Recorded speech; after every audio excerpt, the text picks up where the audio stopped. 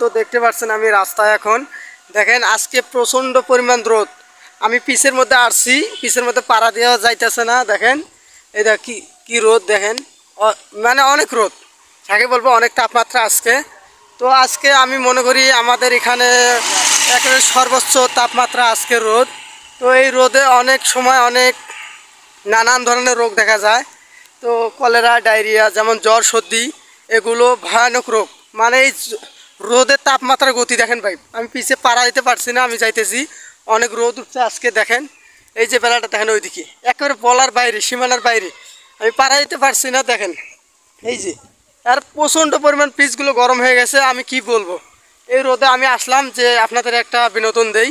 বিনোদন দেওয়ার একটাই কারণ, দেখেন আজকের তাপমাত্রা প্রায় 40 ডিগ্রি। এখানে সুন্দরগঞ্জ গাইবান্ধা জেলার মধ্যে একটা বেলকা ইউনিয়ন আছে, এর মধ্যে 40 ডিগ্রি একটা সেলসিয়াস তাপমাত্রা রোদ। ভাই কি বলবো, দেখেন আমি যাইতেছি আপনাদেরকে দেখাইতেছি। দেখেন প্রচণ্ড পরিমাণ রোদ ভাই, পিচগুলো অনেক গরম হয়ে গেছে, পাড়া দেওয়া যাইতেছে না, বালাগুলো অনেক গরম হয়ে গেছে। তো আমি আপনাদের দেখাইতেছি। দেখেন এই দেখেন আকাশের গতি দেখেন একবারে নীল হয়ে গেছে, মানে রোদের গতি বোঝা যাচ্ছে না একেবারে, প্রচণ্ড পরিমাণ রোদ। উফ মাই গড, আমাকে তাড়াতাড়ি যাইতে হবে। তো আপনারা ভিডিওটা দেখবেন। আমি রোদে এখন বাড়ির দিকে যাইতেছি, প্রচণ্ড পরিমাণ রোদ। তো আমি একটু তাড়াতাড়ি যাইতেছি, আপনারা আমার পাশে থাকুন।